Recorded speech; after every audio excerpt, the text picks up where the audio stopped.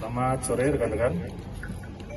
Menindaklanjuti apa yang sudah disampaikan Bapak Wakapolres Tabes Medan terkait kasus tindak pidana secara bersama-sama melakukan kekerasan terhadap orang dan barang ataupun penganiayaan. Terkait kasus ini awal mulanya dilaporkan di Polsek Helvetia pada tanggal 22 Oktober 2021 dengan pelapor Pak Saudara Edi Sutanto, Pak Edi Sutanto yang di belakang kami. Kemudian satu hari setelahnya laporan polisi tersebut langsung kami tarik, kami backup untuk penanganannya sudah di Satreskrim Polrestabes Medan.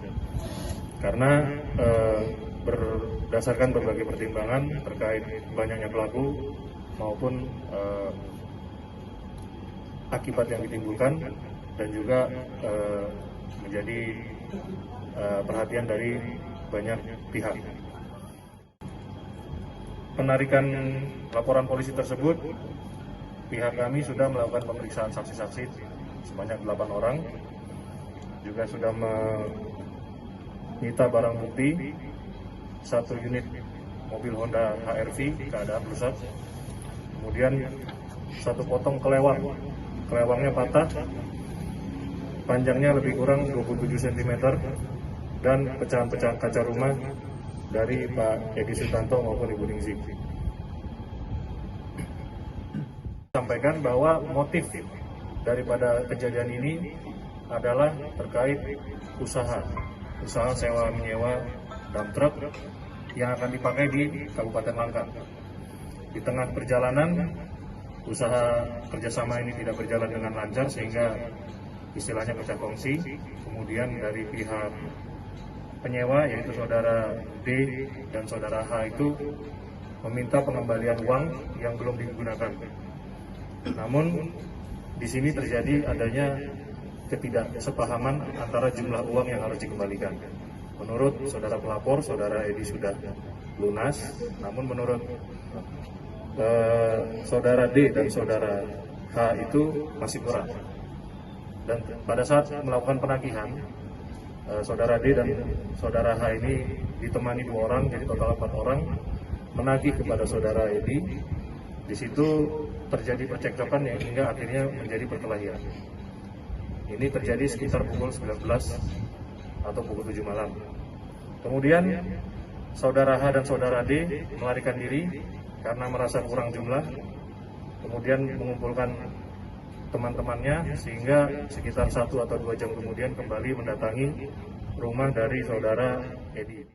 Lebih kurang sekitar 10 roda 4. Di sana saudara Edi ternyata tidak di tempat, hanya ada saudara Ningsih, istrinya. Karena saudara Edi tidak di tempat, rumahnya kemudian dirusak.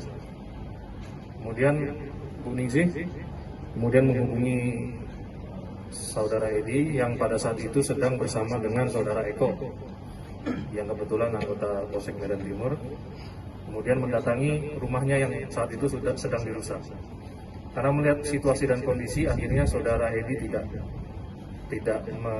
sampai ke rumahnya, hanya standby di jalan di luar komplek. Sementara saudara Eko yang posisinya lebih dekat dengan kerumunan sekelompok orang, kemudian memberi kode supaya saudara Edi lari. Ada salah satu pihak dari kelompok orang ini yang mengenali mobil yang dikendarai oleh saudara Edi sehingga memberikan aba-aba untuk mengejar mobil Honda HR-V tersebut. Lihat saudara Eko memberi aba-aba saudara Edi untuk lari, akhirnya saudara Eko jadi korban juga. Pada saat itu saudara Eko tidak menggunakan seragam ya. Jadi pada saat itu tidak diketahui bahwa saudara Eko itu adalah anggota Polri. Jadi saudara Eko tidak diserang karena dia adalah anggota Polri, tapi sebagai masyarakat biasa. Bisa diperlihatkan Eko tangannya? Terbang. Nah, jadi lukanya yang dialami bacokan celurit, Kemudian luka lainnya adalah luka jatuh dari kereta, ya, memar-memar.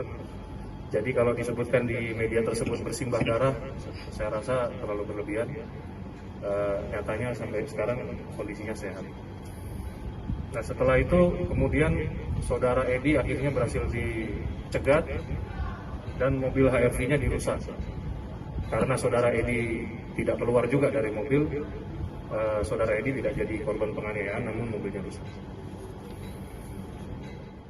Anggota Polri yang sedang berdinas diserang, tapi ada sebab lainnya, yaitu dari masalah penagihan uang. Kemudian yang sudah kami lakukan lainnya adalah kita mengambil CCTV ada di 2 titik untuk mengidentifikasi siapa-siapa saja pelaku yang terlibat dalam kasus ini. Jadi nanti Pak Edi juga bisa menceritakan, tapi dalam kasus ini saya bisa bagi ada 2 kejadian. Kejadian pertama di mana saudara D dan saudara H sebagai korban yang dianiaya oleh, kalau di sini keterangannya pekerja-pekerja karyawan daripada saudara Edi. Kemudian yang kedua, saudara Edi dan saudara Eko sebagai korban, yaitu saudara Eko korban penganiayaan dan saudara Edi korban pengrusakan mobil dan rumah. Dan saudara Eko juga sepeda motornya juga rusak.